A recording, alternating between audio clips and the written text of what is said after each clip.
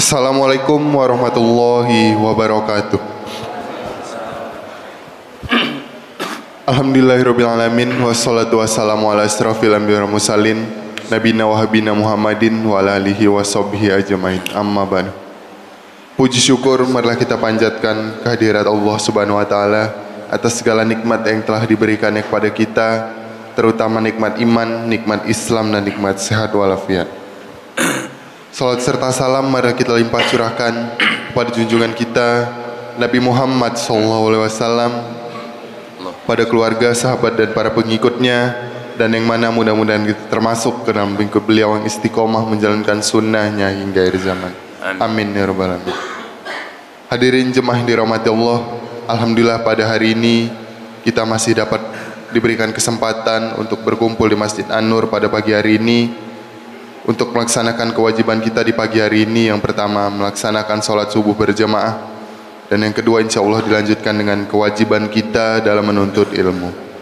Alhamdulillah pada pagi hari ini telah hadir bersama kita yang kita muliakan Al-Ustadz Muhammad Anik LC MPDI yang akan menyampaikan tausiahnya dengan mengambil tema amalan yang dihiasi setan. Untuk itu kepada Al-Ustadz Muhammad Anik LC MPDI dipersilahkan untuk menyampaikan tausiahnya. Terima kasih. Assalamualaikum warahmatullahi wabarakatuh. Bismillahirrahmanirrahim. Assalamualaikum warahmatullahi wabarakatuh. Alhamdulillahi rabbil alamin, wal akibatu lil muttaqin, wala udwana illa 'alal zalimin. Wassalatu wassalamu ala asyrafil mursalin, imamil muttaqin, nabiyina wa habibina maulana Muhammadin wa ala alihi wa sahbihi wa man tabi'ahum bi ihsanin ila yaumiddin, amma ba'd. Faqala Allahu azza wa jalla fi kitabihil karim wa huwa asdaqul qailin, a'udzu billahi minasyaitonir rajim. Ya bani Adam, la yaftinannakumus syaitanu kama akhraja abawaykum minal jannah yangzi'u anhuma libasahuma liyuriyahuma sawatihima innahu yarakum huwa wa qabiluhu min haitsu la tarawnahum inna ja'alna syayatina awliya'a lilladzina la yu'minun. Hadirin hadirat, Bapak Ibu para jamaah Masjid An-Nur yang dimuliakan Allah Subhanahu wa taala. Alhamdulillah, kita bersyukur kehadirat Allah. Kita dihimpun oleh Allah dalam kebaikan yang sangat besar. Setelah sholat subuh berjamaah, setelah kita sama-sama zikrullah, kita dihimpun oleh Allah dalam majelis yang sangat mulia, yaitu majelis ilmu, majelis yang kata Rasulullah sallallahu alaihi wasallam, majtama'a qaumun fi baitin min buyutillah yatluna kitaballah wa yatadarasuna fi ma bainahum illa nazalat alaihimus sakinah wa ghasyiyatuhumur rahmah wa haffathumul malaikah wa dzakarahumullahu fi man indah.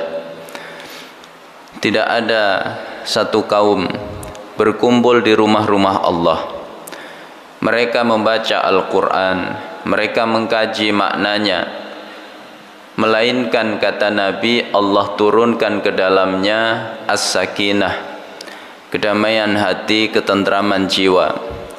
Lalu Allah liputi dengan rahmat, kasih sayang Allah Subhanahu wa taala. Lalu para malaikat berkerumun karena ridha terhadap aktivitas mereka, dan bahkan Allah banggakan setiap mereka yang hadir di majelis itu di hadapan malaikat-malaikat Allah Subhanahu wa taala.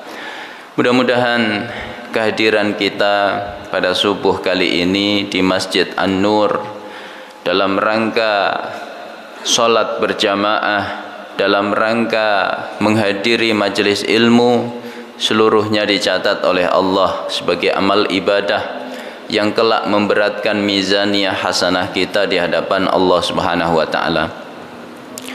Jemaah dimuliakan oleh Allah, tema pengajian subuh kali ini adalah a'malun yuzayyinuha syaitan. Amalan-amalan yang dihiasi oleh syaitan. Sebuah tema yang penting untuk menjadi renungan saya pribadi dan kita semuanya. Apa sebabnya? Karena berkaitan dengan musuh besar umat manusia, yaitu syaitan. Kita semuanya diingatkan oleh Allah dalam ayat 27 surat Al-A'raf yang saya baca di muqaddimah tadi, tentang bahayanya tipu daya syaitan. Kata Allah, innahu yarakum huwa wa qabiluhu min haitsu la tarawnahum. Syaitan dan bala tentaranya itu melihat kita, sedangkan kita tidak melihat mereka. Kalau ada musuh, dia mampu melihat kita, sedangkan kita tidak mampu melihat mereka. Kira-kira musuh yang seperti itu bahaya atau tidak, Pak? Berbahaya. Maka kita harus waspada. Jemaah dimuliakan oleh Allah, Rasulullah juga menggambarkan betapa berbahayanya musuh yang satu ini.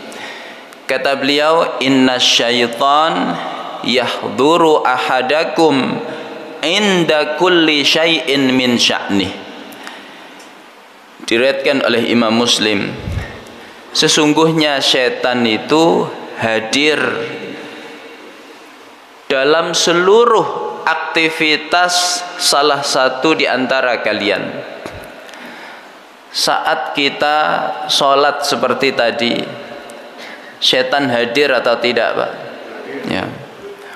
Maka kata Nabi dalam hadis yang diriwayatkan oleh Imam Bukhari, idza nudiya lis-salati adbara syaitan walahu durat. Kalau dikumandangkan azan, maka syaitan itu lari terbirit-birit. Ya, sampai mohon maaf kata Nabi, sampai dia terkentut-kentut, sehingga hatta la yasma'at ta'zin, sehingga dia tidak mendengar azan. Fa idza qudiya aqbala, kalau azan selesai dikumandangkan, apakah setan menyerah? Tidak, dia datang lagi. Wa idza thuwiba adbara, begitu iqamah dikumandangkan, dia lari lagi. Wa idza qudiyat taswib aqbala, begitu iqamah sudah selesai, maka setan kembali mendekat. Maka setan menghadirkan was-was di hati kita, sampai kita lupa berapa rakaat kita sholat. Ya. Maka terkadang kita lupa ini sudah rakaat kedua atau ketiga. Ini adalah kerjaannya siapa? Syaitan. Tadi imamnya rakaat pertama baca surat apa? Ad-Duha. Rakaat kedua Al-Insyirah. Masya Allah, ini berarti khusyuk semua, ya. Berarti selamat dari gangguannya syaitan. Maka kalau sudah syaitan nggak bisa ganggu, pengajiannya berarti nggak usah lama-lama, Pak. Ya. Kalau sudah 1 jam saya tutup. Jemaah yang dimuliakan oleh Allah, jadi begitu, ya, syaitan hadir dalam seluruh aktivitas manusia. Ketika manusia tidur, apakah setan berhenti mengganggu? Oh, lagi tidur biarin aja. Ya, tidak. Setan hadir dalam bentuk mimpi yang buruk. Maka kata Nabi, ar-ru'ya salasah. Ya, mimpi itu ada 3 kategori. Minha tahawilun minasyaiton. Di antaranya adalah gangguan-gangguan setan. Liyahzuna ibnu Adam, supaya anak Adam ini menjadi sedih dikarenakan mimpi buruknya. Maka zaman Nabi dikisahkan oleh Jabir bin Abdullah, ada seorang pemuda datang menghadap Rasulullah sallallahu alaihi wasallam menanyakan mimpi buruknya. Kata orang itu, ya Rasulullah, inni ra'aitu fil manami ka'anna ra'si quti'a. Ya Rasul, aku melihat dalam mimpiku seolah-olah kepalaku dipenggal dalam mimpiku. Maka Nabi tertawa. Lalu Nabi berkata, idza la'iba asyaitanu ahadakum fil manam fala yuhaddits bihi. Kalau setan bermain-main dengan kalian dalam mimpi kalian, maka enggak usah kalian ceritakan. Ya. Jadi mimpi buruk itu enggak perlu diceritakan. Tapi kalau mimpi baik enggak apa-apa diceritakan. Di antara sebabnya, ya, khawatir nanti diaminkan oleh kawan kita, maka diijabah oleh Allah Subhanahu wa taala. Maka adab, ya, di dalam mimpi, kalau buruk tidak usah diceritakan, kalau baik boleh diceritakan. Jadi orang tidur pun diganggu oleh setan, apalagi orang ngaji seperti ini. Maka di antara gangguan setan terhadap orang-orang yang menuntut ilmu, itu dibuat ngantuk. Ya, maka waspada. Kalau sebelah kanan, kiri ada yang ngantuk, segera dibangunkan. Itu gangguannya setan. Kalau tidak, nanti menular. Kalau sebelahnya sudah ngantuk, sebelahnya diam, enggak lama lagi menyusul. Pojok kanan sudah ngantuk, enggak lama lagi pojok kiri ngantuk. Terakhir MC-nya ikut ngantuk, ustadznya pun ikut ngantuk. Maka majelis kita bukan majelis ilmu, tapi majelis jamaah dimuliakan oleh Allah. Bahkan bayi yang baru lahir ke dunia itu digoda oleh setan, ya, diganggu oleh setan. Maka Rasulullah, ya, menyebutkan di dalam hadisnya, ma min ibni Adam maulud illa yamassuhu syaitan hina yulad fayastahillu sarikhan min massis syaitan illa ibna Maryam wa ummahu. Tidak ada bayi anak Adam lahir kecuali diganggu oleh setan. Maka dia pun berteriak menangis kecuali 2 bayi, yaitu bayinya Isa dan ibunya. Siapa ibunya Isa? Maryam. Ini 2 bayi yang tidak diganggu oleh setan. Begitu kata Nabi. Ketika kita beraktivitas, ya, maka setan selalu mengintai kita. Ketika kita nguap, maka ada adab. idza tasa'aba ahadukum fis salati falyakzim mastata'a fa inna syaitan yadkhulu. Kalau salah satu dari kalian menguap di dalam salat, maka hendaknya dia menahan semampunya, karena setan bisa masuk. Maka Bapak Ibu kalau nguap ya ditahan. Nguap itu dari setan. Tapi kalau bersin itu dari Allah Subhanahu wa taala. Maka kalau kita bersin disunnahkan mengucapkan alhamdulillah. Itu nikmat dari Allah. Maka yang mendengar disunnahkan mengucapkan yarhamukallah. Semoga Allah merahmatimu. Lalu ya, yang bersin tadi menjawab doa sahabatnya dengan mengatakan yahdikumullah wa yuslihu balakum. Semoga Allah memberimu petunjuk dan memperbaiki keadaanmu. Ini adab Islam yang luar biasa, hanya ada dalam Islam. Orang menyaksikan adab begitu indah, maka bisa-bisa dia dapat hidayah.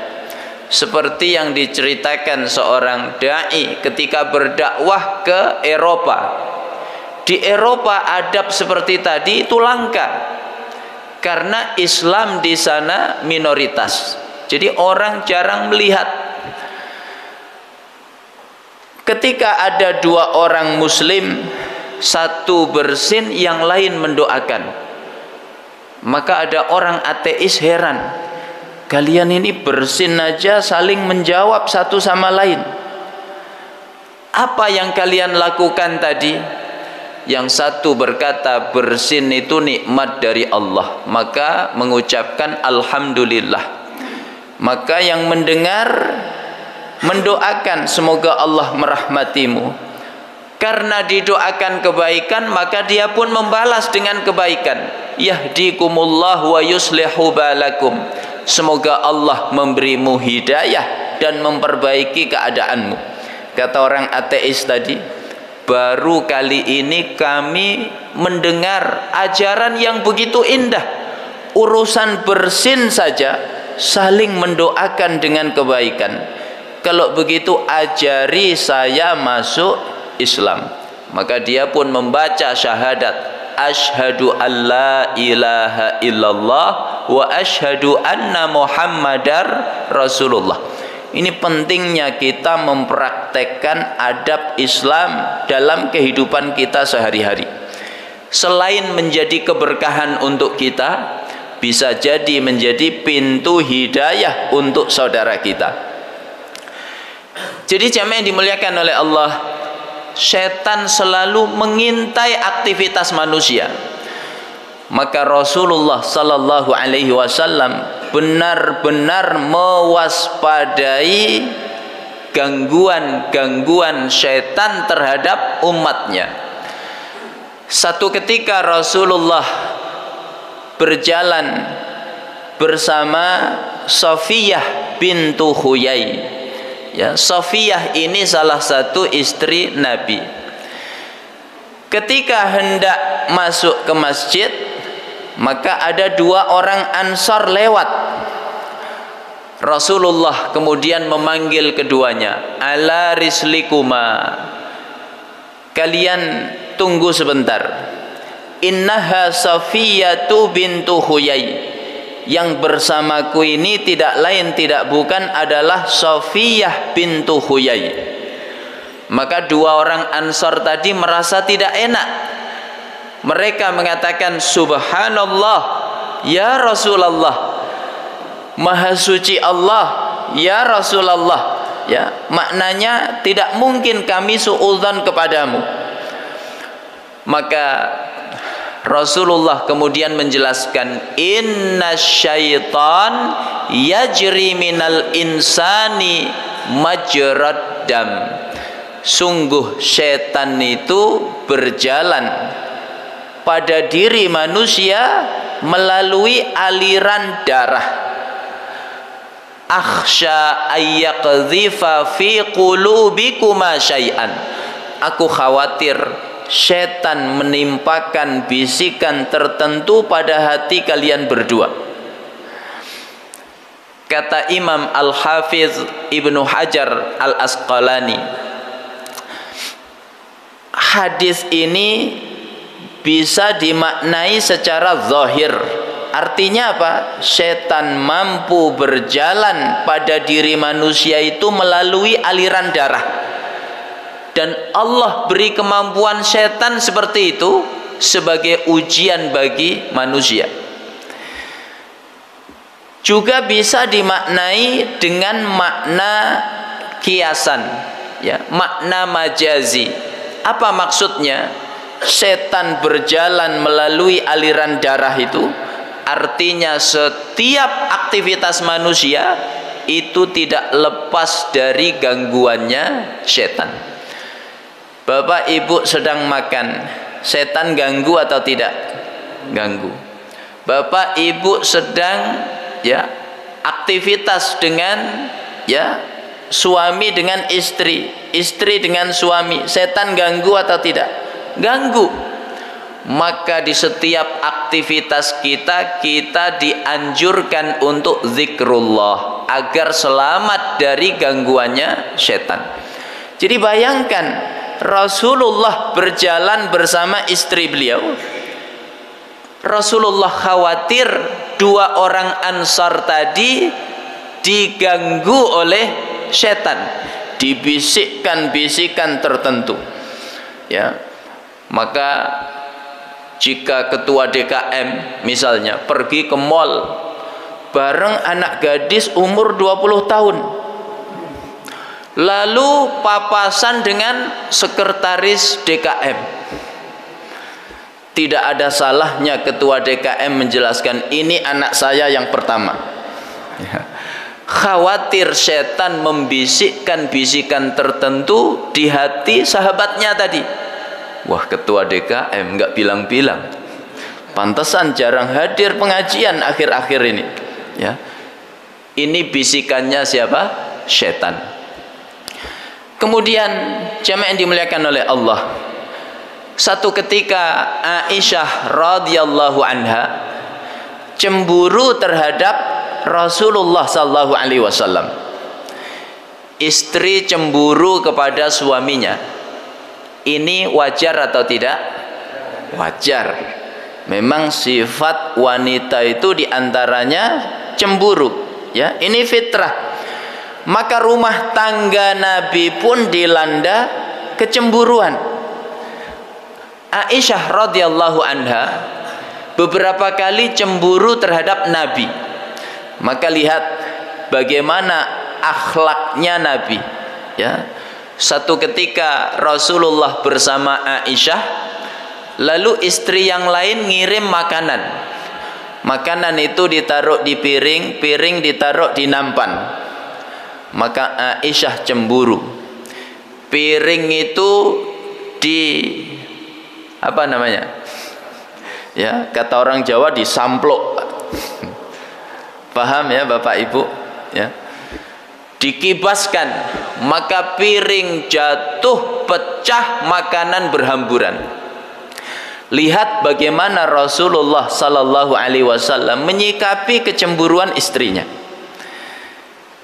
Kadang kecemburuan itu hanya perlu disenyumi saja.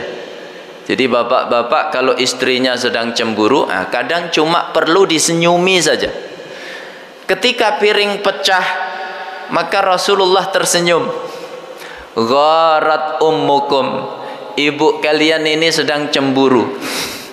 Maka Rasulullah mengganti piring yang pecah tadi dengan piring yang baru. Jadi rumah tangga yang sering dilanda cemburu, insya Allah perabotannya sering ganti. Ya. Tapi terkadang kecemburuan kalau berlebihan maka perlu ditegur. Seperti ketika Aisyah radhiyallahu anha cemburu terhadap Nabi. Nabi keluar di malam hari menuju pemakaman Baqi. Nabi mendoakan sahabat-sahabat yang dimakamkan di Baqi.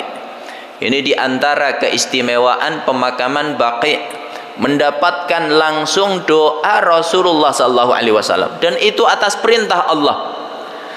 Atani Jibril mendatangiku, fa amarani an astaghfira li ahlil Baqi. Jibril perintahkan aku agar aku memohonkan ampunan untuk ahlul Baqi. Ini keistimewaan pemakaman Baqi. Pada saat Rasulullah mendoakan ahlul Baqi, Aisyah nyusul. Aisyah cemburu. Aisyah mengira Rasulullah mampir ke tempat istrinya yang lain. Maka Rasulullah kali ini menegur Aisyah. Aja'aki syaitanuki, apakah setanmu sedang datang? Jadi cemburu kalau berlebihan, nah, maka perlu ditegur. Ya, bapak ngaji ke masjid, kajian subuh, istrinya cemburu, maka cemburu yang seperti ini perlu ditegur. Setanmu lagi datang. Ya. Maka Aisyah bertanya, awama isyaitan, apakah bersamaku ada setan? Qala na'am, kata Nabi, iya. Maka kata Imam Nawawi, hadzal hadis fihi isyaratun ala tahzir minal qarin. Hadis ini terdapat isyarat agar setiap kita itu mewaspadai qarin. Qarin itu siapa? Ya, setan yang selalu membersamai kita. Maka kita patut untuk waspada. Bahkan gangguan setan ini hingga manusia diwafatkan oleh Allah Subhanahu wa taala. Maka Rasulullah sallallahu alaihi wasallam di antara doa yang beliau baca adalah wa a'udzubika min ayyatakhabbatani syaitan indal maut, dan aku berlindung kepadamu ya Allah dari gangguan setan ketika maut, ketika aku diwafatkan oleh Allah Subhanahu wa taala. Setan itu mengganggu manusia hingga manusia diwafatkan oleh Allah. Maka dalam sebuah riwayat, ya, disebutkan kisah seorang alim, ya, yang di akhir hayatnya ditalqin la ilaha illallah. Maka dia berkata, aku tidak mau mengatakan itu. Kan sangat mengherankan, ini orang saleh bahkan ulama di akhir hayat ditalqin la ilaha illallah, malah dia bilang aku tidak mau mengatakan itu. Rupanya beliau sedang diganggu oleh setan. Orang ketika hendak wafat, dia mengalami kehausan, maka setan, ya, mengganggu dengan menawarkan minuman. Kalau kamu mau minuman ini, katakan kamu kufur kepada Allah. Maka ulama tadi berkata, aku tidak mau mengatakan itu. Ya.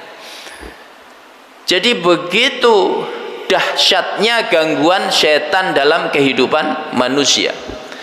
Maka jamaah yang dimuliakan oleh Allah, apa saja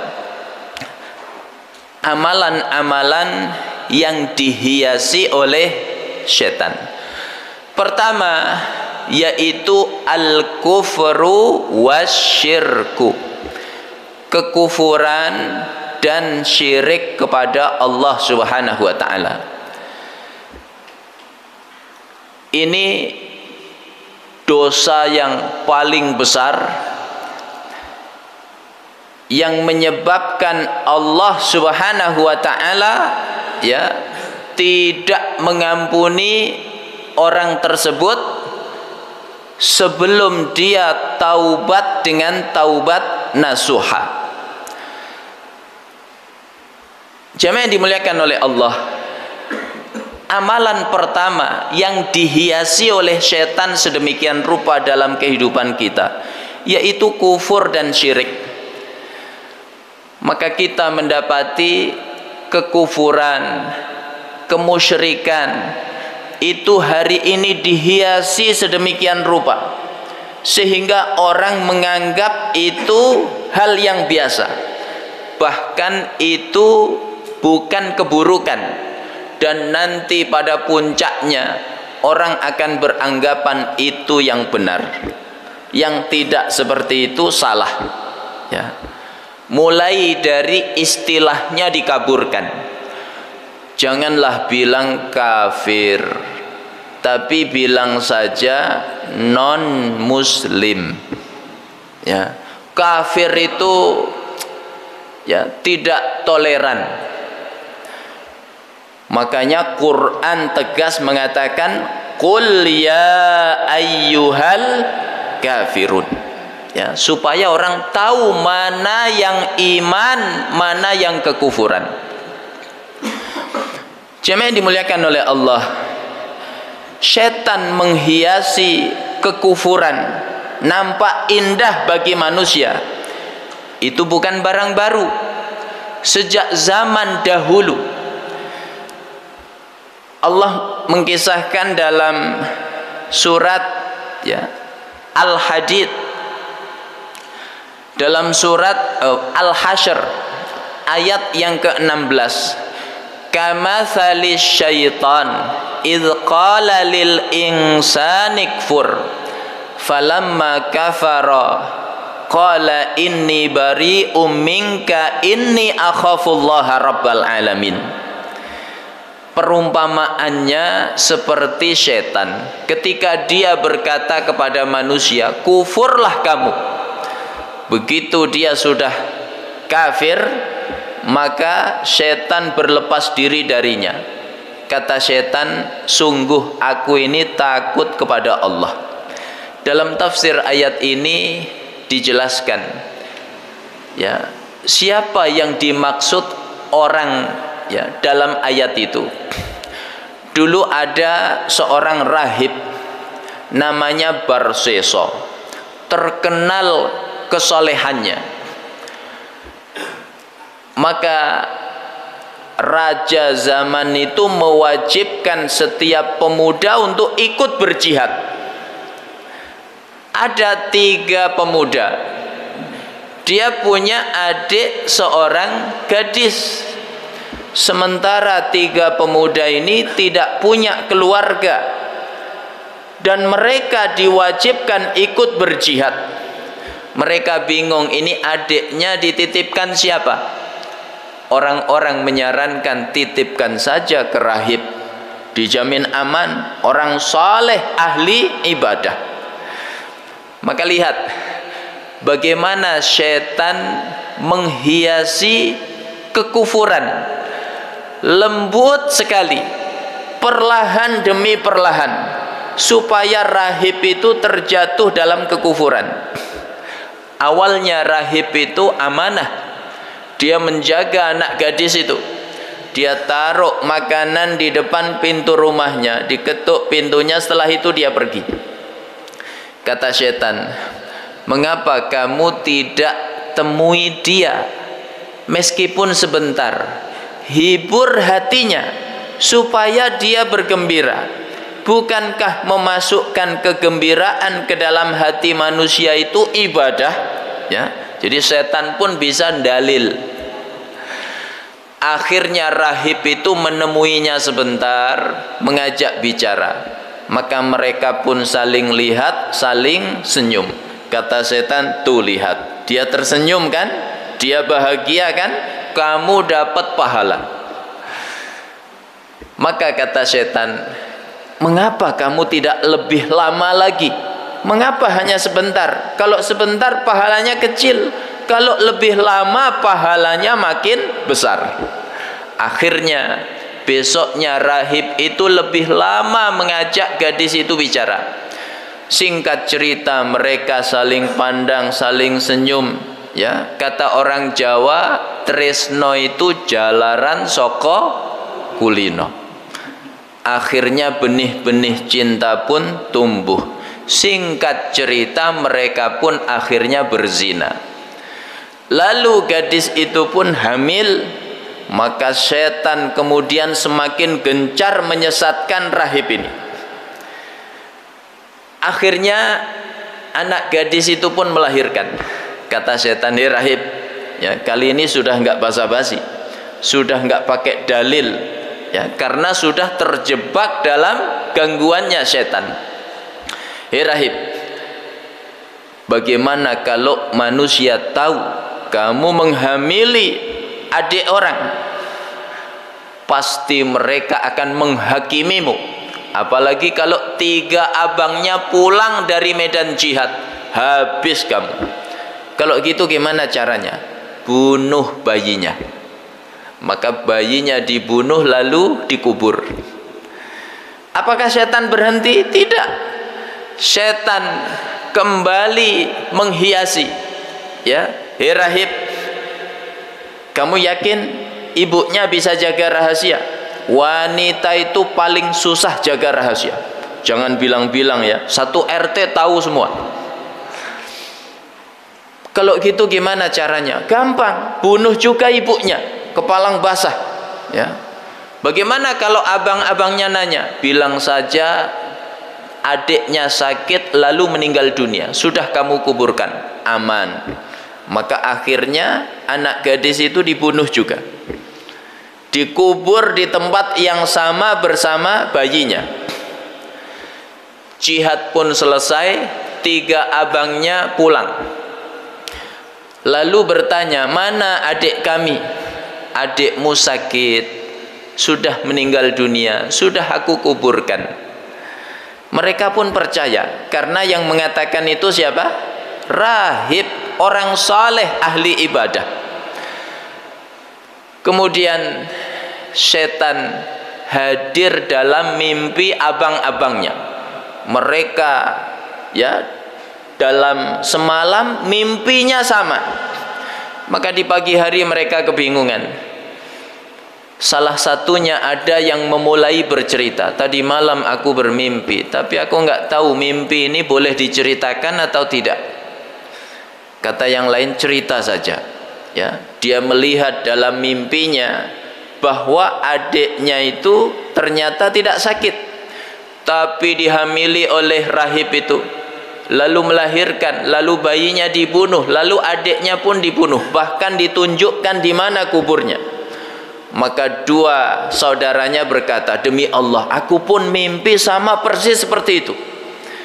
Akhirnya, ya, kuburan itu digali dan betul ada adiknya, ada bayinya.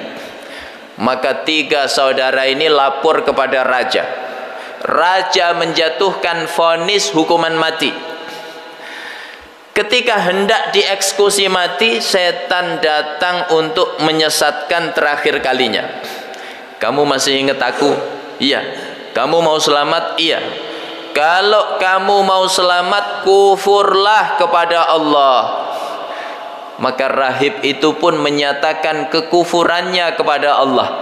Begitu rahib sudah kufur kepada Allah, maka setan berkata, "Aku, ya, berlepas diri darimu.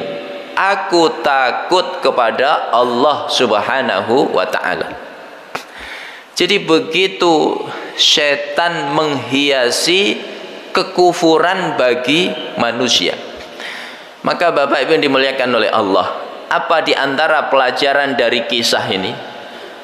Betapa dahsyatnya fitnah wanita, ya. Hati-hati, kata Nabi, "Ma taraktu fitnatan adarra 'alar rijal minan nisa." Tidaklah aku tinggalkan satu fitnah yang lebih berbahaya bagi laki-laki selain fitnah wanita. Ya. Kalau ahli ibadah yang tidak diragukan kesolehannya, ibadahnya, itu saja bisa tidak selamat, apalagi, ya, sekedar kita, ya. Maka waspada. Jangan mudah GR. Oh tenang, saya ini ketua DKM, pasti aman. Belum tentu. Ya. Saya ini ustadz, saya ini hafal Quran, belum tentu. Ya.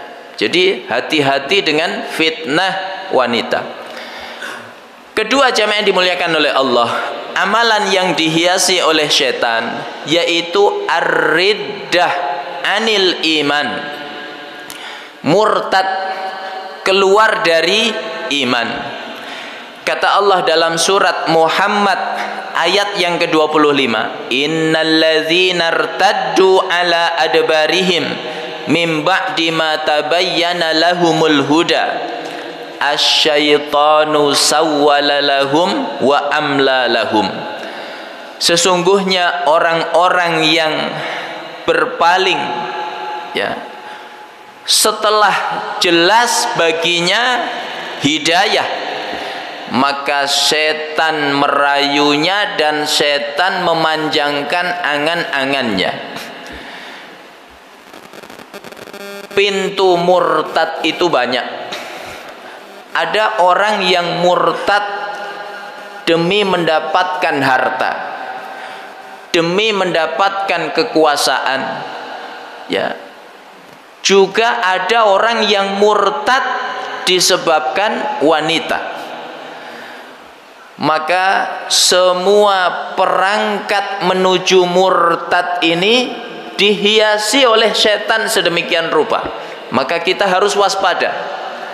Jamaah yang dimuliakan oleh Allah, orang murtad, ya, demi mendapatkan harta, ada atau tidak, Pak?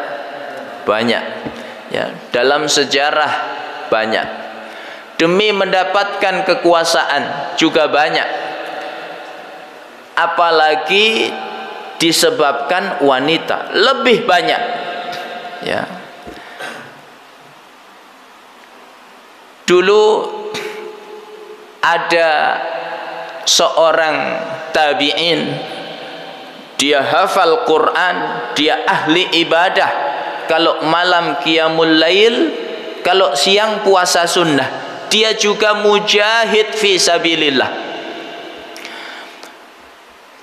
Namanya Abdah bin Abdurrahim. Dia jatuh cinta dengan putri Romawi, maka akhirnya dia memberanikan diri menulis surat. Mat-tariqu lil wusuli ilaik. Bagaimana cara aku memiliki dirimu? Wanita itu menjawab, tatanassar tasil ilayya. Kamu masuk ke dalam agama Nasrani, maka aku pun menjadi milikmu. Maka dia pun tanpa ragu meninggalkan Islam, masuk ke dalam agama Nasrani. Orang-orang heran, ya Abdah, aina siyamuk, aina qiyamuk, aina Qur'anuk. Mana puasamu, mana qiyamul lailmu, mana hafalan Qur'anmu? Maka ternyata hari itu terjadi keajaiban. Allah mencabut seluruh hafalan Qur'annya. Allah sisakan 2 ayat saja, yaitu ayat kedua dan ketiga surat Al-Hijr. Rubama yawaddul ladzina kafaru law kanu muslimin. Zarhum ya'kulu wa yatamatta'u wa yulhihimul amalu fasawfa ya'lamun. Betapa banyak, kata Allah, orang-orang kafir nanti menyesal di hari kiamat. Dia mengadu kepada Allah, ya Allah, andaikan dulu kami menjadi orang-orang yang muslim. Kata Allah, biarkan mereka makan, biarkan mereka bersenang-senang, biarkan mereka dilalaikan angan-angan dunianya. Sungguh mereka akan mendapati balasan dari setiap perbuatan mereka. 2 ayat ini sebenarnya teguran keras untuk orang yang murtad tadi. Tapi orang kalau hatinya sudah dibutakan oleh wanita, maka dia pun sulit menerima nasihat. Jadi jamaah yang dimuliakan oleh Allah, syaitan menghiasi ya murtad.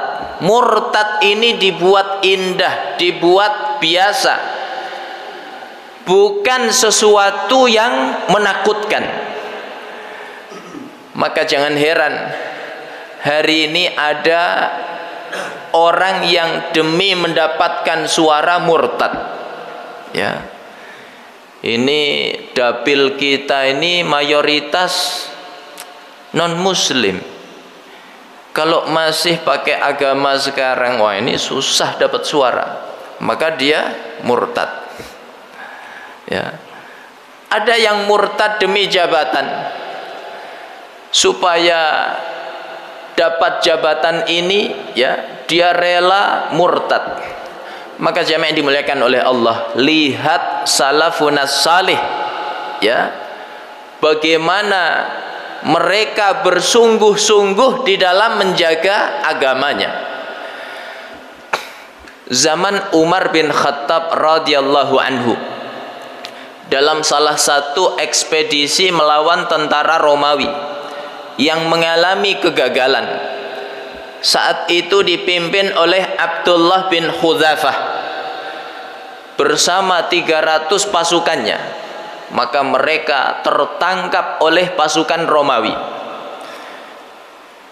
Dihadirkanlah ke hadapan raja. Wahai raja, ini loh sahabatnya Muhammad, ya, Abdullah bin Hudzafah. Maka raja menawarkan setengah kerajaannya, kalau kamu mau murtad menjadi pengikut kami, setengah kerajaan Romawi ini menjadi milikmu. Jadi nggak cuma dapat dukungan suara sekian ribu, nggak cuma dapat kursi, setengah kerajaan ditawarkan kepadanya. Apa jawaban Abdullah bin Hudzafah? Ya,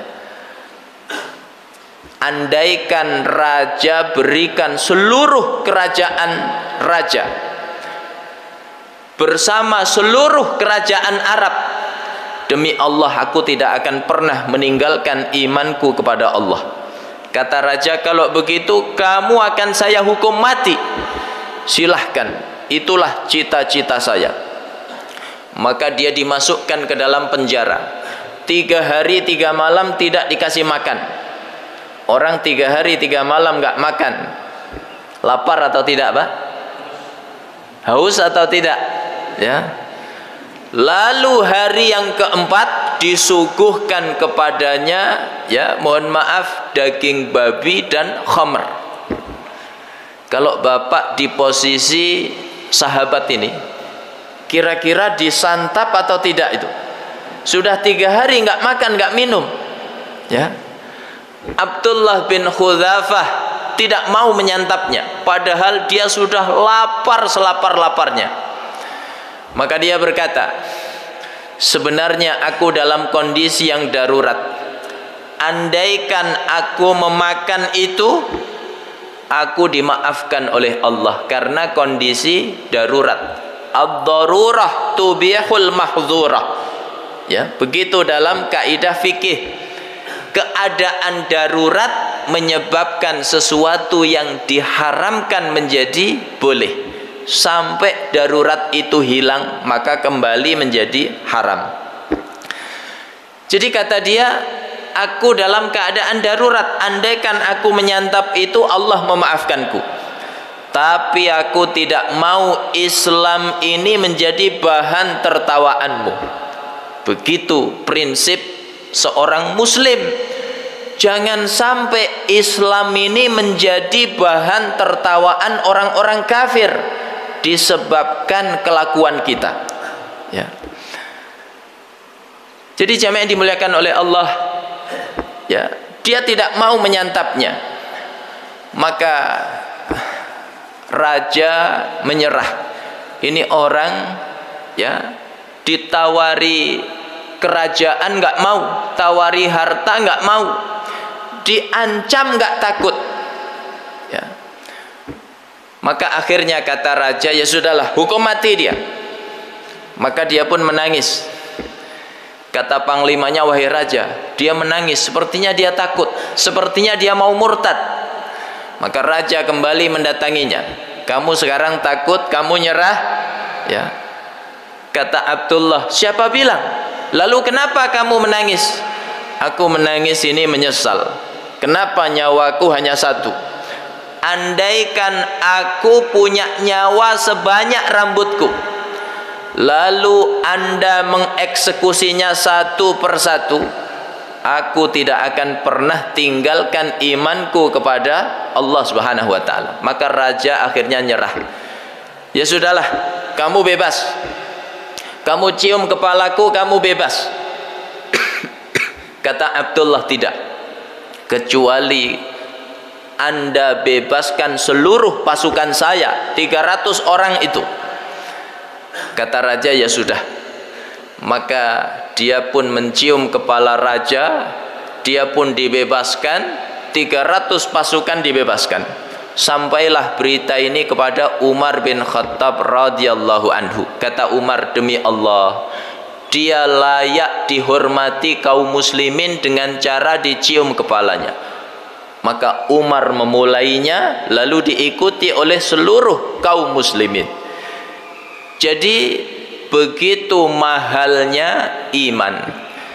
Maka hati-hati ya, di antara amalan yang dihiasi oleh setan adalah murtad.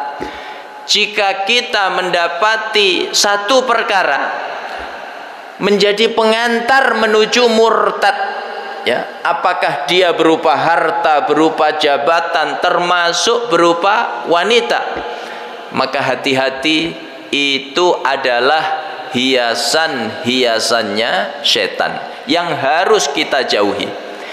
Yang ketiga, jamaah yang dimuliakan oleh Allah, yaitu amalus sihri wa ta'allumuhu. Ya, mengerjakan sihir atau mempelajari sihir. Ya, sihir itu makna asalnya sesuatu yang lembut, sesuatu yang samar, sesuatu yang tidak jelas, tapi dampaknya nyata. Ya, apa dampaknya sihir itu? Terkadang menghadirkan rasa sakit pada sekujur anggota tubuh kita. Dia kesakitan seperti ditusuk-tusuk. Begitu diperiksa secara medis, nggak ada apa-apa. Ini apa? Sihir. Terkadang menyebabkan seseorang benci terhadap pasangannya, atau sebaliknya, terkadang menyebabkan seseorang tergila-gila terhadap orang lain. Ini sihir. Dia lembut, tidak jelas, samar, tapi dampaknya luar biasa. Maka jamaah yang dimuliakan oleh Allah, menarik kalau kita baca surat Al-Falaq, Qul a'udzu birabbil falaq min syarri ma khalaq wa min syarri ghasiqin idza waqab wa min syarrin naffatsati fil 'uqad wa min syarri hasidin idza hasad. Ya, jemaah dimuliakan oleh Allah, di situ ada kata ghasiq, artinya apa? Kegelapan malam. Di situ ada kata hasid, ya, orang yang hasad. Di situ ada kata nafasat, ya, tukang sihir yang meniupkan buhul-buhulnya.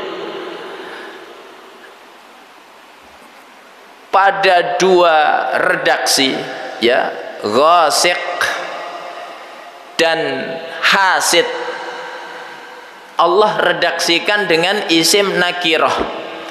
Ya, isim nakirah itu isim yang menunjukkan sesuatu yang umum, tidak jelas. Ya. Sedangkan nafasat Allah redaksikan dengan isim ma'rifat, menunjukkan sesuatu yang jelas. di dalam tafsir dijelaskan mengapa ketika Allah mengatakan ghasiq, demikian pula hasid itu menggunakan nakirah. Karena ghasiq kegelapan malam, demikian pula hasid orang yang hasad. Itu ada yang baik, ada yang buruk. Ya, kegelapan malam ada kebaikan di dalamnya. Ya, itu waktu kita untuk beristirahat dari kelelahan kita sepanjang hari mencari nafkah. Ada sisi baiknya. Demikian pula orang hasad itu ada yang positif. Ya, maka dalam hadis diistilahkan ghibthah. Ghibthah itu apa? Iri dalam kebaikan. Ya, ketua DKM tadi malam qiyamul lail 1000 rakaat. Maka wakilnya iri. Besok saya harus 2000 rakaat. Ini namanya apa? Ghibthah. Anaknya ketua DKM hafiz 30 juz. Anaknya wakilnya baru 15 juz.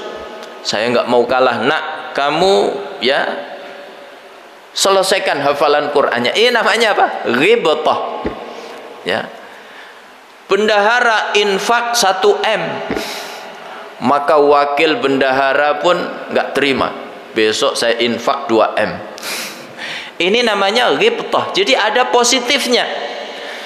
Tapi kalau nafasat, tukang sihir yang meniupkan bukhul-bukhulnya, ada nggak Pak positifnya? Nggak ada. Semuanya jahat. Makanya Allah redaksikan dengan isim ma'rifat. Ya. Jemaah yang dimuliakan oleh Allah, sihir itu menghimpun berbagai kekufuran. Pertama, dia minta tolong bukan kepada Allah tapi kepada siapa? Setan. Kedua, dia tidak bersandar kepada Allah tapi bersandarnya kepada setan. Ketiga, dia tidak beribadah kepada Allah tapi ibadahnya kepada setan. Ritual-ritualnya untuk Allah apa untuk setan? Setan. Ya. Ditambah lagi yang keempat, dia tega menyakiti saudaranya. Hanya karena gesekan sedikit, lalu dia berbuat jahat kepada saudaranya. Dimasukkan televisi 14 in ke dalam perut saudaranya. Maka saudaranya perutnya tiba-tiba besar. Kamu hamil kayaknya. Tapi laki-laki kan nggak mungkin hamil. Ya, bahkan TV-nya pun di setel. Pertandingan sepak bola pula. Tapi dibawa ke rumah sakit dilihat nggak ada apa-apa. Ya. Ini jahatnya sihir. Maka Rasulullah sallallahu alaihi wasallam menegaskan haddus sahir darbatun bisayf. Hukuman untuk tukang sihir itu apa? Dipenggal kepalanya. Dan di zaman Umar memerintahkan seluruh pejabatnya untuk mengeksekusi setiap tukang sihir. Maka kalau kita kok tiba-tiba terbersit dalam hati kita untuk main sihir, itu adalah hiasannya siapa Pak? Setan. Ya. Ini tahun politik, hati-hati. Ya. Sihir terkadang bertindak. Ini saya nomor urut 2. Dia nomor urut 1. Ini kayaknya yang jadi dia. Kalau saya biarkan, saya hanya gigit jari. Padahal sudah keluar duit banyak. Maka hari ini nomor 1 dilantik, besok meninggal dunia. Ya, akhirnya yang naik nomor berapa? Nomor 2. Ini bahayanya sihir. Ya, cinta ditolak. Wah, tahu Bapak, Ya. Maka yang sebelumnya benci tiba-tiba tergila-gila. Setiap waktu menyebut nama orang itu. Ya. Ini bahayanya apa? Sihir. Maka mayoritas ulama ya mengatakan pelaku sihir itu telah kafir. Ya. Apa dalilnya? Yaitu ayat 102 surat Al-Baqarah. Wa ma kafara Sulaiman walakinna syayatina kafaru yu'allimuna an-nasa sihar. Ya, mereka mengatakan Sulaiman itu kafir karena telah melakukan sihir. Maka dibantah oleh Allah, Sulaiman tidak kafir karena Sulaiman tidak melakukan sihir. Tapi setan-setanlah yang kafir yang mengajarkan kepada manusia sihir. Maka ayat ini dalil yang tegas bahwa melakukan sihir itu adalah kekufuran. Maka Bapak Ibu jauhi setiap bisikan setan untuk melakukan sihir. Ya. Terkadang setan membisikkan sihir itu tidak hanya untuk orang lain. Ini tetangga ya, rasanya nggak enak punya tetangga seperti dia. Ketus orangnya, omongannya pedas. Tunggu nanti malam. Nggak hanya begitu, tapi terkadang bahkan untuk orang terdekatnya dia bisa melakukan sihir. Ya, istri atau suami. Ya. Istrinya melihat nih suaminya sukses, masih muda. Ya, jabatannya tinggi. Duitnya banyak. Nah, ini supaya tidak banyak gadis-gadis nempel ya, maka suaminya diguna-guna. Padahal suaminya sendiri. Atau sebaliknya, suami ke istri. Ini istri cantik, masih muda, wajah saya pas-pasan. Banyak laki-laki ganteng mendekatinya. Nah, ini supaya tidak banyak laki-laki mendekati dia, maka disihir. Jadi laki-laki lihat istrinya seperti mak lampir. Begitu dahsyatnya bisikan setan. Jadi nggak hanya ditujukan untuk orang lain, terkadang orang terdekatnya disihir. Ya, maka hati-hati. Ini adalah amal yang dihiasi oleh setan yang ketiga. Terakhir jamaah yang dimuliakan oleh Allah, yang keempat, yaitu taqdimul aqli war ra'yi wal hawa. Mendahulukan akal, logika, hawa nafsu ya di atas dalil-dalil agama. Ini adalah amal yang dihiasi oleh setan. Siapa yang pertama kali mendahulukan logikanya di atas dalil? Siapa, Pak? Iblis. Ketika iblis disuruh sujud ya oleh Allah kepada Adam, apa kata iblis? Ana khairum minhu, khalaqtani min nar wa khalaqtahu min tin. Ya Allah, aku ini lebih baik dibanding Adam. Engkau ciptakan aku dari api, sedangkan Adam cuma engkau ciptakan dari tanah. Logikanya iblis. Dia mendahulukan logikanya di atas perintah Allah. Jadi kalau ada orang lebih mendahulukan akal dibanding dalil, ini pengikutnya siapa, Pak? Iblis. Ya. Kira-kira logika iblis seperti tadi itu benar atau salah? Dia bilang api lebih mulia dibanding tanah. Logika seperti ini benar apa salah, Pak? Jelas salah. Apalagi kita yang tinggal di Jakarta dan sekitarnya. Mahal mana tanah sama api, Pak? Tanah tiap tahun naik harganya. api dari zaman dulu sampai zaman ya, sampai akhir zaman nggak akan naik harganya ya. Jadi orang-orang yang mengedepankan akal itu kebanyakan salah. Nah, jamaah yang dimuliakan oleh Allah, mendahulukan akal di atas dalil ini dulu dilakukan oleh orang-orang kafir. Ketika Allah mengharamkan bangkai ya, bangkai itu halal apa haram? Haram ya. Maka Allah sebutkan di dalam surat Al-An'am ayat 121, wa inna syayatina la yuhuna ila awliyaihim liyujadilukum. Sungguh setan itu akan membisikkan ya kepada kekasih-kekasih mereka, yaitu orang-orang kafir, untuk mendebat kalian, orang-orang yang beriman. Maka ketika Allah mengharamkan bangkai, apa kata orang-orang kafir?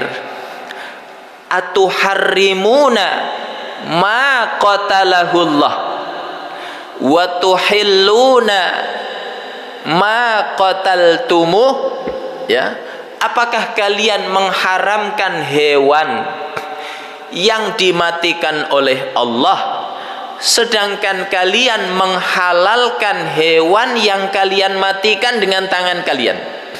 Ini logikanya orang-orang kafir.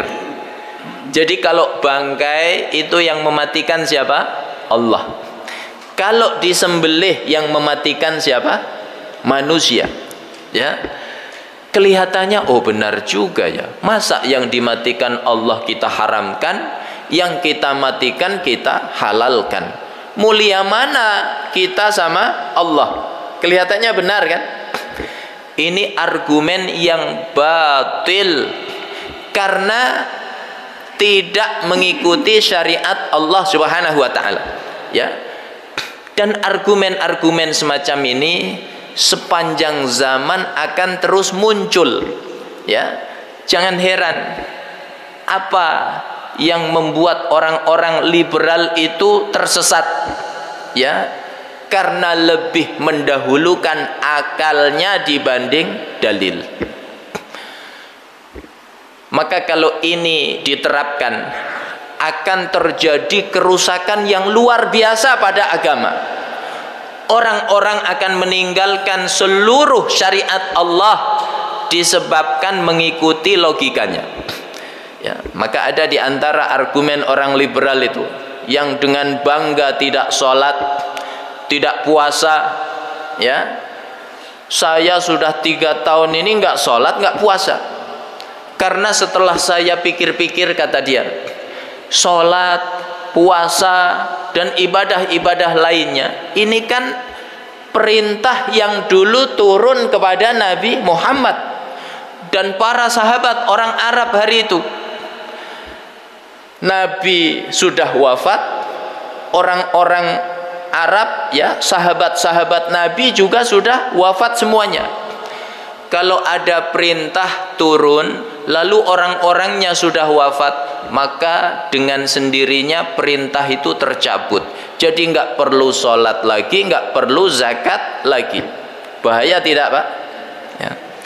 Maka kalau kita mendapati bisikan-bisikan yang lebih mengedepankan akal dibanding dalil-dalil agama, itu adalah bisikannya setan. Dan masih banyak lagi amalan-amalan yang dihiasi oleh setan. Mudah-mudahan kita, keluarga kita, anak-anak kita, saudara-saudara kita, kaum muslimin dan muslimat diselamatkan oleh Allah dari tipu dayanya setan. Amin ya rabbal alamin. Ini yang dapat saya sampaikan. Kalau ada yang benar semata-mata dari Allah. Kalau ada yang salah, ini kekhilafan saya mohon maaf yang sebesar-besarnya. Aqulu qawli hadza wa sallallahu ala nabiyyina Muhammad wa ala alihi wa sahbihi wasallam walhamdulillahi rabbil alamin.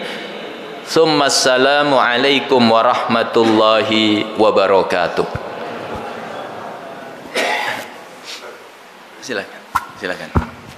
Baik, selanjutnya untuk sesi diskusi atau tanya jawab, dipersilahkan kepada para jemaah jika ada yang ingin ditanyakan.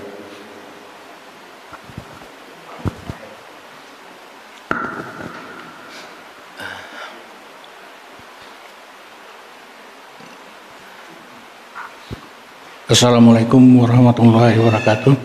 Waalaikumsalam. Pertanyaan saya singkat aja, Ustaz. Gimana caranya kita untuk tobat nasuha? Kalau setiap sholat kan kita sering istighfar gitu.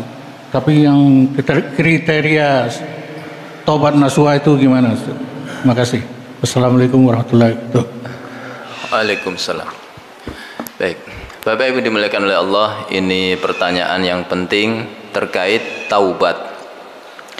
Taubat itu pintu meraih ampunan Allah Subhanahu wa taala. Kata Nabi, at-taibu minadz-dzambi kaman la dzambalah. Orang yang taubat dari dosa maka seperti tidak punya dosa. Maka saking pentingnya taubat ini, Imam Nawawi dalam kitabnya Riyadhus Shalihin memasukkan bab taubat itu bab yang kedua setelah mengikhlaskan niat. Seolah-olah setelah kita mengikhlaskan niat, maka yang terpenting yang segera kita lakukan adalah bertaubat kepada Allah. Taubat nasuha.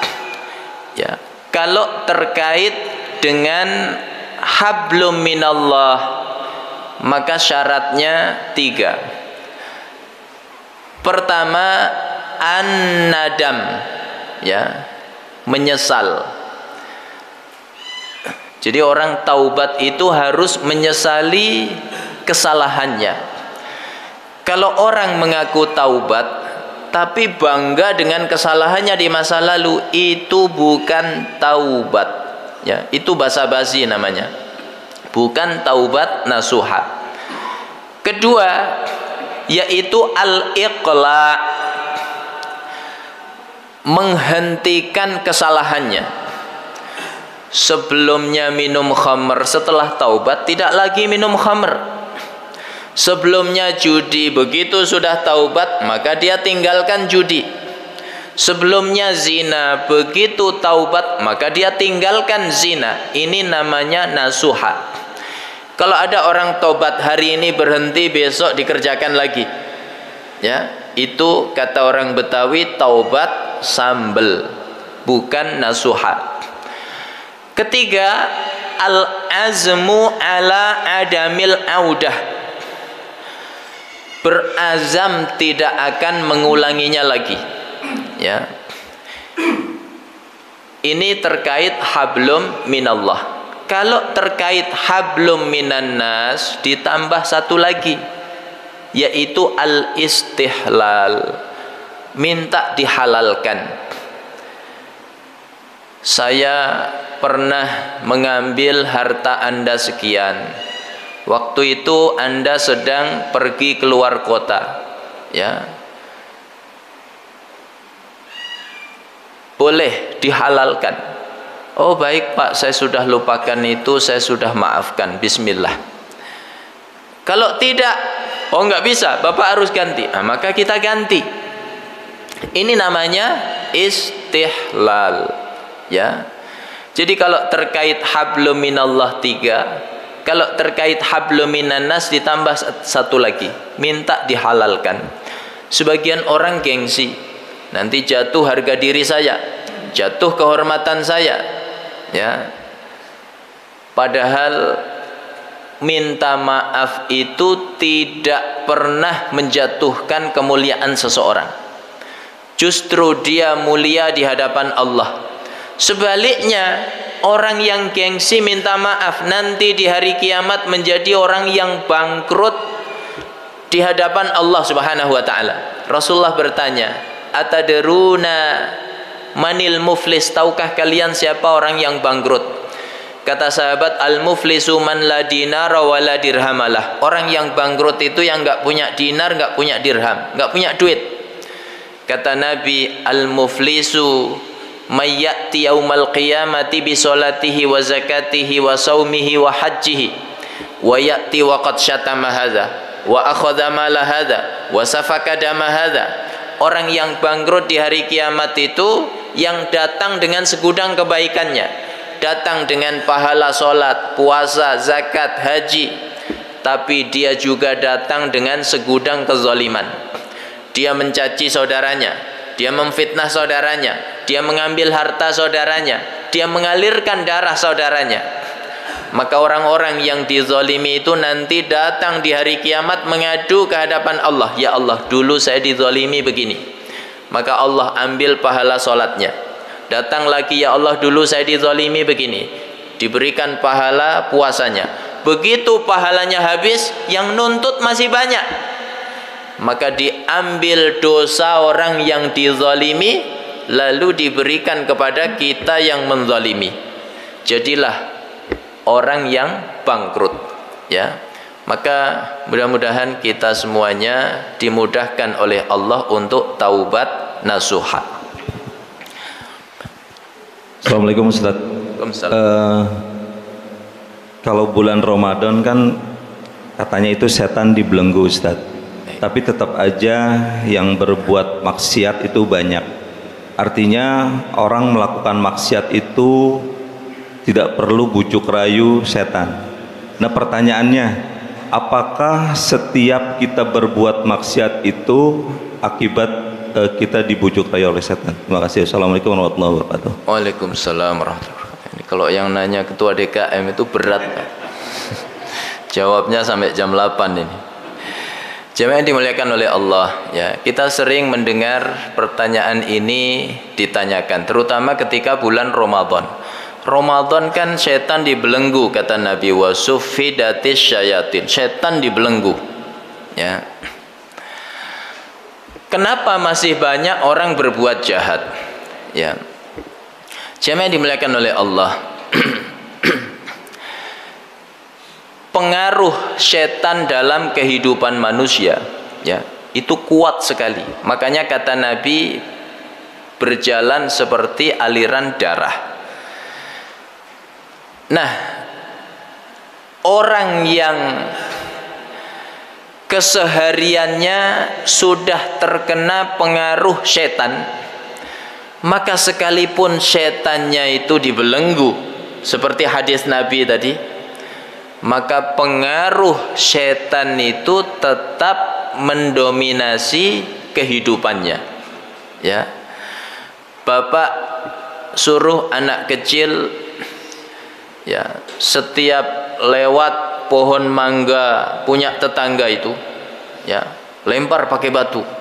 Hari ini disuruh, ya, besok disuruh, besoknya disuruh, ya, seminggu berturut-turut disuruh. Hari yang ke-8 yang nyuruh ini masuk penjara. Kira-kira anak kecil itu masih lempar atau berhenti, Pak? Masih. Begitu kuatnya pengaruh, ya, setan dalam kehidupan manusia. Tetapi, ya, tetap dalam Ramadan itu kejahatan bertambah atau berkurang, Pak? Berkurang, karena setannya dibelenggu. Maka sering kita mendapati diri kita di bulan Ramadan untuk mengerjakan maksiat itu mikir dulu, ya. Bapak biasanya lihat yang haram di luar Ramadan biasa. Begitu bulan Ramadan lihat yang haram, astagfirullah. Apa sebabnya, Pak? Nah, setannya dipenjara, ya. Karena pengaruhnya belum kuat, makanya Bapak istighfar. Tapi yang pengaruhnya sudah kuat, nggak peduli Ramadan nggak Ramadan, ya. Di luar Ramadan korupsi, di bulan Ramadan sama korupsi, bahkan lebih besar. Karena kata dia lebih berkah ini bulan Ramadan. Ya. Nah, jemaah yang dimuliakan oleh Allah, ya, setan ini, ya, sifat buruk yang bisa ada pada jin tapi juga ada pada manusia. Maka manusia ketika berbuat jahat maka diredaksikan dengan setan dari kalangan manusia. Ya. Wa kadzalika ja'alna likulli nabiyyin aduwan syayatinal jinni ya wal insi. Ya, syayatinal insi wal jinni yuhi ba'duhum ila ba'din zukhrufal qawli ghurura. Demikianlah kami jadikan bagi setiap nabi itu musuh berupa setan. Ada kalangan jin, ada kalangan manusia. Maka di surat An-Nas dikatakan minal jinnati wan nas. Alladzi yuwaswisu fi sudurin nas minal jinnati wan nas. Ya. Kurang lebihnya seperti itu, wallahu a'lam bishawab.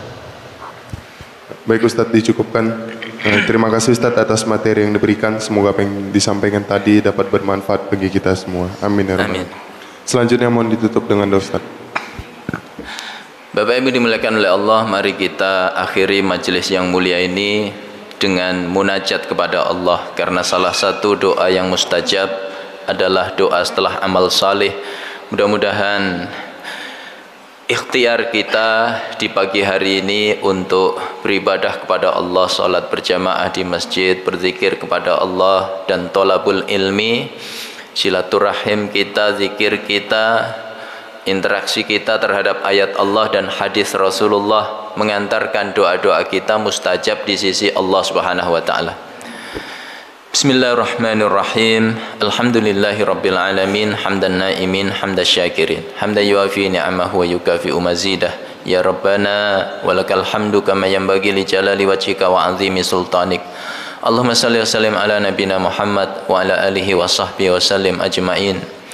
Allahumma aslih lana dinana alladhi huwa ismatu amrina wa aslih lana dunyana allati fiha ma'ashuna wa aslih lana akhiratana allati ilaiha ma'aduna waj'alil hayata ziyadatan lana min kulli khair wal mauta rahatan lana min kulli syarr.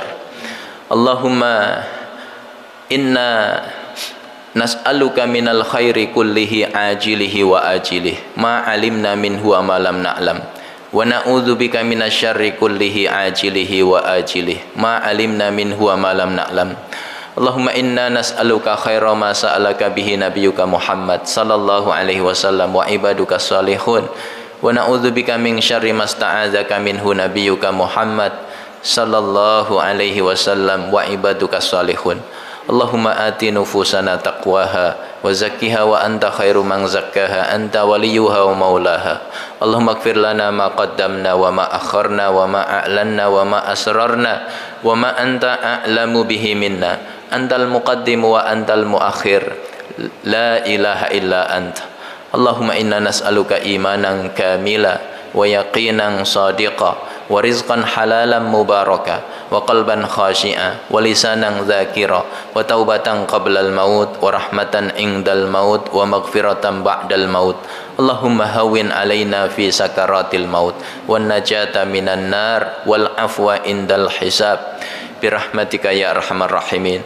Allahumma innaka ta'lamu anna hadhil quluba qad ijtama'at ala mahabbatik wal taqat ala ta'atik wa tawahhadat ala da'watik wa ta'ahadat ala nusrati syariatik wa uthikillahumma rabitataha wa atimmuddaha wa ihtiha subulaha wa amla'ha binurika allati la yakhbu washrah suduraha bi faidil imani bik wa jamilit tawakkuli alaik wa ahyiha bi ma'rifatik wa amitha ala syahadati fi sabilik innaka ni'mal maula wa ni'man nasir. Allahumma ja'al jam'ana hadha jam'an marhuma wa ja'al tafarruqana min ba'di tafarruqan ma'suma wa la taj'al fina syaqiyya wa la mahruma. Allahumma anta ya muhawwilal ahwal hawil ahwalana ila ahsanil hal. Rabbana atina fid dunya hasanah wa fil akhirati hasanah wa qina adzaban nar wa adkhilnal jannata ma'al abrar ya azizu ya ghafaru ya rabbal alamin. Wa sallallahu ala nabiyyina Muhammad wa ala alihi wa sahbihi wasallim ajma'in. Subhana rabbika rabbil izzati amma yasifun wa salamun alal mursalin walhamdulillahi rabbil alamin. Baik jemaah yang dirahmati Allah, kita akhiri kajian kita pada pagi hari dengan membaca doa kafaratul majlis. Subhanakallahumma bihamdika asyhadu an la ilaha illa anta astaghfiruka wa atubu ilaik. Terima kasih, wabillahi taufik wal hidayah. Wassalamualaikum warahmatullahi wabarakatuh. Waalaikumsalam.